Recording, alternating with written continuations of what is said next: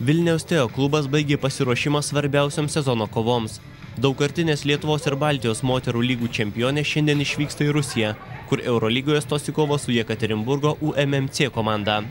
Teo pasiruošimas sezonui neapsėjo be trukdžių.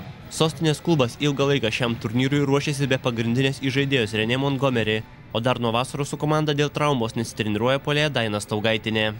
Iš tikrųjų, prasideda Eurolyga, tai visai kitas jėgų patikrinimas, negu kad mes turėjome iki šiol. Tikslai Jekaterinburge yra labai aiškus – žaisti gerą, greitą, agresyvų krepšinį. Nekalbam apie jokią pergalę, apie pralaimėjimą, tuo labiau.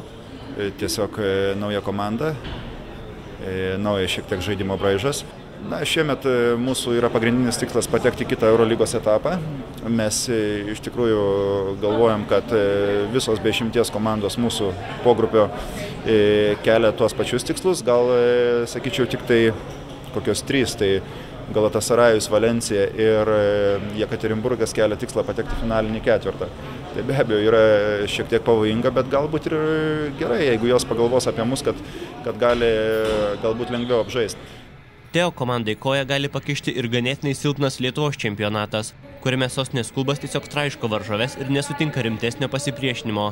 Praėjusią savaitę Vilnietės Marijampolės komanda nugalėjo 113-10. Tokį čempionatą turim jau ne vienerius metus. Mes tikrai negalim imtis spręsti už kitas komandas arba kažkaip tai reorganizuoti visą šitą lygą.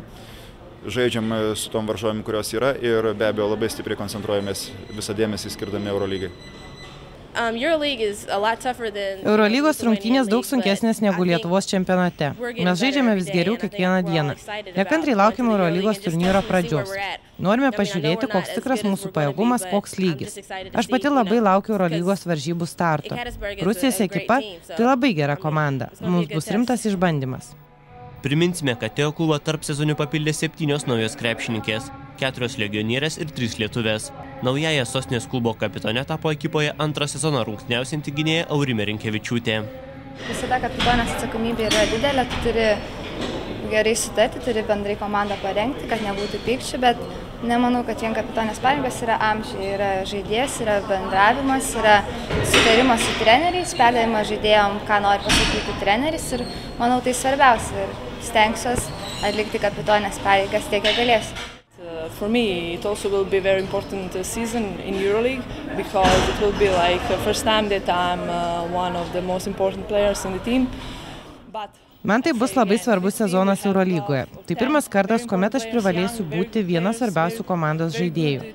Teo komandoje mes turime 10 labai gerų žaidėjų. Daug jaunimo, puikias legionierės iš Jungtinių valstijų ir Švedijos. Aš manau, kad turime tikrai gerą komandą, reikia tik sunkiai dirbti ir visoms kovoti drauge. Play good together and work hard. Teo Eurolygos A grupėje be Rusių klubo dar varžysi su Ispanijos ekipa Ros Casares, Latvijos klubu TTT, Turkijos čempionėmis Galatasaray ir Italijos ekipa Krasbasket. Pirmasis mačas trečiadienį 19 val.